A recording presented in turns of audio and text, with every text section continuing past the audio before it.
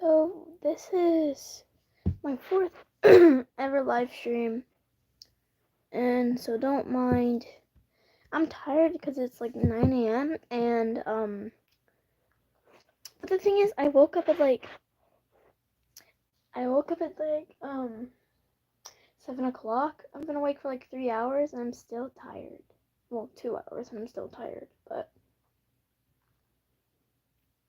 anyway, so if anyway.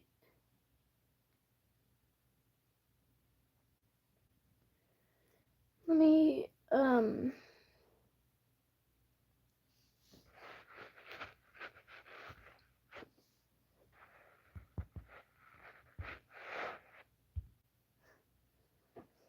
okay, anyway.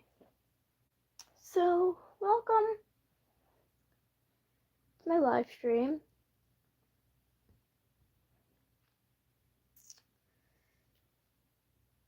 Let me go get, I'm gonna get a dragon puppet real quick.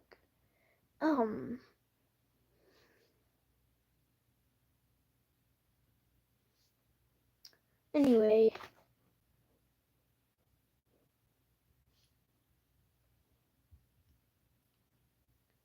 Hold up.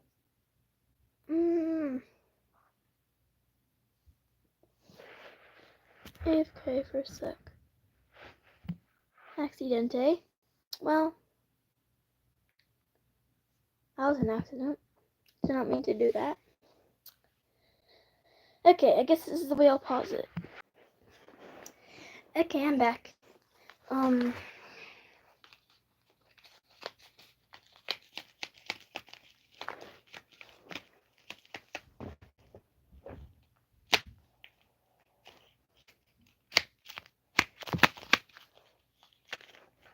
Rawr.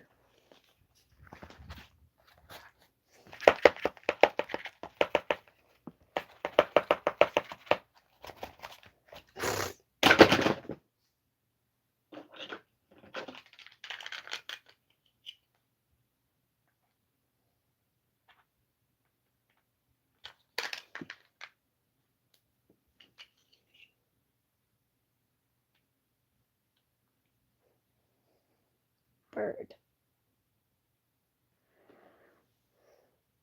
Spin.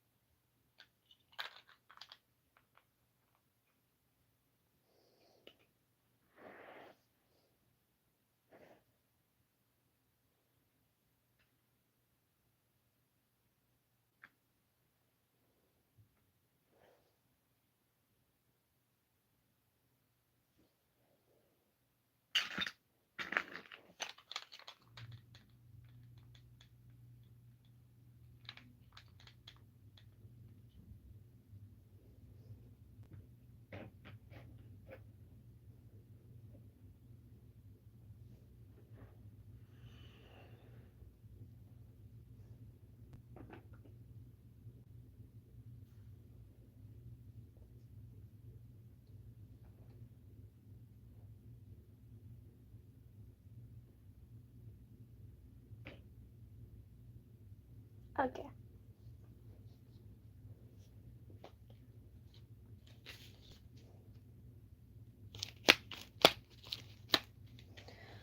So do you guys want like a tutorial of how to make dragon puppets or something? Or do you guys want like a tutorial of how to make hooks like those? Or Make Jenkins like this that has jaws, that has just 3 jaws, or do you want to make a cardboard dragon like this guy? I had a moving ear one, I just don't know where that one went. So yeah. But other than that, it's been a good day. Oh, I'm going in the morning, but so sorry about not doing Shout Out Sunday last week. I got kind of in my head. I missed it, and so I'm just gonna say shout out today. Shout out Saturday. Shout out late Sunday goes to string _ 206. Go subscribe to them. They are an amazing creator, and they deserve all the support they can get.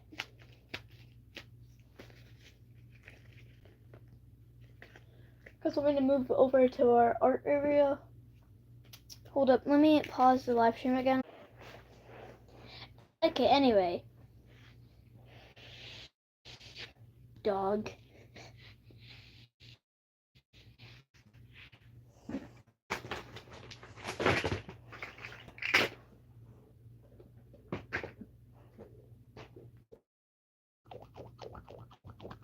Waka waka. So I got 2 of my favorite books here that I'm currently reading.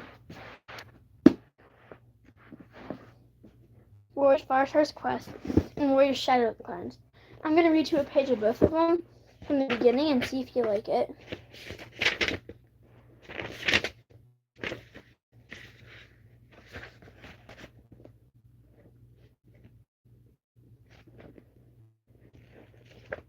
Okay, let me read you a page that I'm on right now. Are you sure it's friendly? Riley whispered, gazing at the animal at the other side of the field. Well, it won't want to talk to you, meowed Ravenpaw. But I'm fairly certain they don't eat cats. What do you think, Barley? The black-and-white Tom pretended to ponder for a moment. There was that one time you nearly got your tail bitten off, he mewed. What? Violet shrieked. Did you remember to fight the cows? Riley to live before he joined ThunderClan. He only joined Quentin, Riley announced. We're really brave and good at all you barking, making all the camp. As those dogs, Bella declared. Violet cried. The dogs barked until a two-legged collar from the den. Then they fell quiet. Come on, let's show you the barn, meowed Ravenpaw. The kids were quiet and wide-eyed when they first entered the huge wooden den. All the was gone now. The far end of the barn was thick with shadows. Violet shuddered. It's a bit creepy. They seem tough to catch them. I'll show you our nest, Barley told Violet. You can rest there while Ravenpaw finds you something to eat.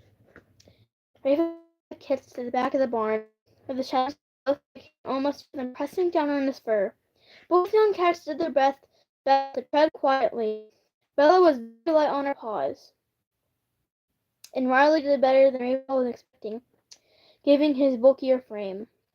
The sun mice hung on the air. Ravenpaw picked out a trail that seemed fresh and followed it into a corner. Keep still, whispered to Riley as he crept forward. He jumped into a hunter's crotch and stalked toward the tiny hole where the mouse scent was strongest. His recently injured shoulder twinged, so he shifted his way up to his other 3 legs. There was a tiny bubble at the very edge of his hearing. A pointed nose appeared, whiskers twitching. Then the mouse shot out of the hole. Ravenpaw pounced and killed the mouse with a bite of its neck. I thank Stockholm for sending me this prey, he thought. What'd you say? Riley called. He was standing up on his tiptoe, craning to his neck and if Ravenpaw had made the catch. Ravenpaw straightened up with the mouse at his feet. He hadn't realized he had spoken out loud. He couldn't remember the last time he had thanked Starkland for prey. Nothing, he meowed. Would you like to carry it back? Bouncing Bouncing with excitement, Riley and Bella dragged the mouse back to the pile of hay. Violet looked astonished. Did you catch that yourself? Violet let go of her end of the mouse. No, she panted, but we watched Ravenpaw do it. He was brilliant. He hunts like a real warrior, Riley declared. Ravenpaw purred with amusement. When has this kitty pet ever seen a warrior hunt? Good catch, Riley remarked. When I'm a warrior, I'm gonna hunt just like Ravenpaw, Bella vowed. Not this again, Bella, Violet sighed. There aren't any warriors now, remember? She glanced at Ravenpaw.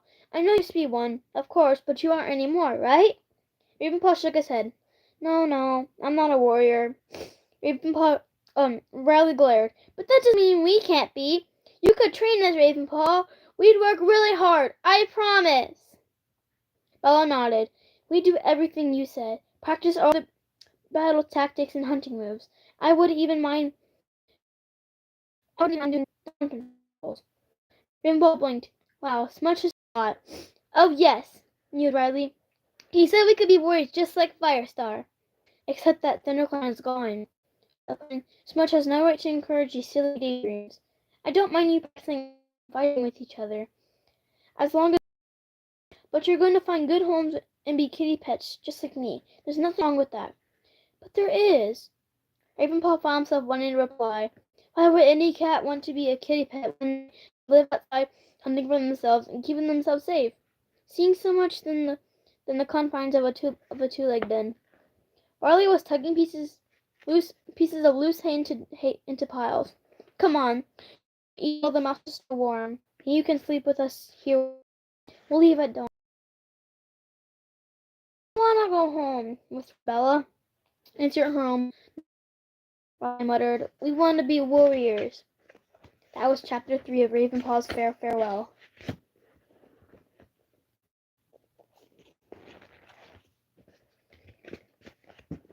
Now we're going to read a page in Firestar's Quest. Chapter 6. Wind swept across the moorland, shredding. Firestar saw the fleeing cats clearly for the first time. They were following the river. The familiar tang of water in the air told him that this was the forest river he knew. Though here, beyond clan territory, it flowed more swiftly through the hills. Wait! From the Sky Clan, wait for me! I've come to help you. He raced across the spring turf, but the Sky Clan cats sped away.